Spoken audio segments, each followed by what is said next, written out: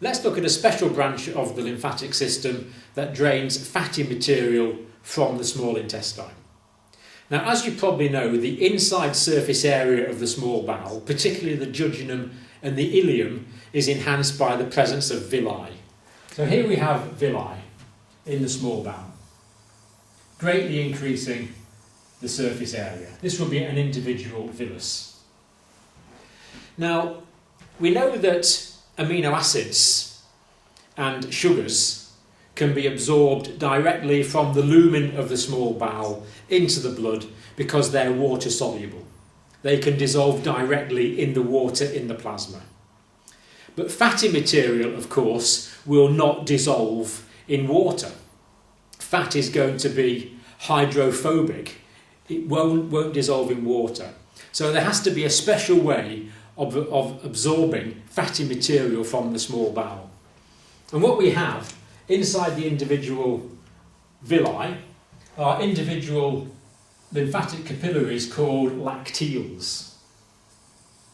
So inside every villi, in the lumen going into the lumen of the small intestine, there are special lymphatic capillaries called lacteals. And these, of course, are going to drain into larger lymphatic vessels like this. Now, what actually happens is fats are absorbed into the lining of the villi, and they're actually packaged in structures called chylomicrons. Now, the chylomicrons contain some protein around the outside and fat in the middle. So fatty material is carried in the chylomicron. So the fatty material is absorbed here. As it goes through the endothelial cells which line the villi, it's packaged in these small protein and fat globules called chylomicrons. These chylomicrons are absorbed directly into a lymphatic capillary called a lacteal. So what happens is fatty material goes into the lining of the villi, is packaged in a chylomicron, and that chylomicron then goes on into the lacteal, into the lymphatic capillary. And that means that the chylomicrons will drain down the lacteal and drain in these larger lymphatic vessels. Now, when you have chylomicrons in this fluid, it's called chyle. So chyle is the lymphatic fluid which is very rich in chylomicrons. And this, because it's fatty, looks white. It's like an emulsion of fat. It's a white material, fatty material, chyle. So chyle is the combination of the chylomicrons and the lymphatic fluid. Now what happens next is these will join to form larger lymphatic vessels, so other lymphatic vessels will join here. Then what actually happens is that all of these vessels containing the chyle join together into a larger lymphatic trunk, and that drains into a special large area of the lymphatic system. It's actually just below the diaphragm, just here. And other lymphatic trunks will drain into this. There's actually 4 main lymphatic trunks drain into this structure. So we have a dilated part here of the lymphatic system. And this is called the chyle cistern. The chyle cistern. It contains the chyle. So lymphatic fluid containing chyle comes in through this trunk. Now, lymphatic fluid will also drain from other parts from the legs, for example, and from other parts of the abdomen via these other 4 lymphatic trunks, but would all collect in this chyle system. Now, the fluid draining from other parts of the body does not contain chylomicrons, so that's going to be clear. But this fluid here, this chyle, is going to go into the chyle cistern. It's all going to collect here. So all of this lymphatic fluid is now going to be a little bit milky in appearance. And what happens is this goes up through the diaphragm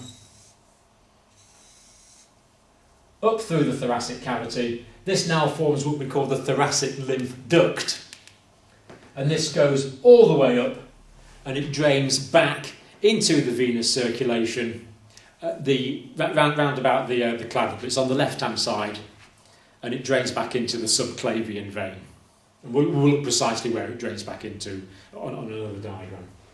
So here we see the lymphatic fluid collecting through from these lacteals containing the chylomicrons, drained into the chyle cistern at the top of the abdominal cavity. Other main lymph trunks draining into it, all collecting together into one large duct called the thoracic duct, which carries the lymphatic fluid and the chylomicrons back up through the thorax before draining into the left subclavian vein.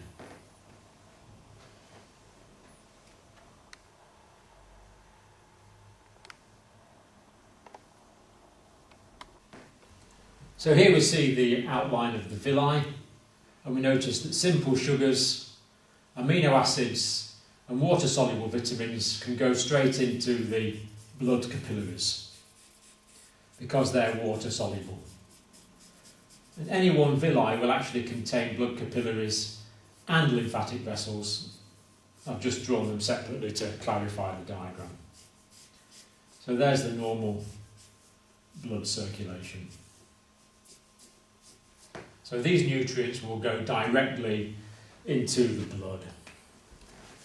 But fatty material, fatty acids and glycerol, is going to be packaged into chylomicrons as it passes through the enterocytes. Now the enterocytes are the cells which line the villi. So as the fatty material passes through the enterocytes, it's converted into chylomicrons or incorporated into chylomicrons. So lymphatic fluid and chylomicrons will collect in this lacteal. Lacteal derives from the word milk, like to lactate. It's milky. That's why these are called lacteals, to do with milk, because the fluid looks milky. That passes into these larger lymphatic vessels, which eventually will carry all the lymphatic fluid from the villi with the chylomicrons into the chyle cistern.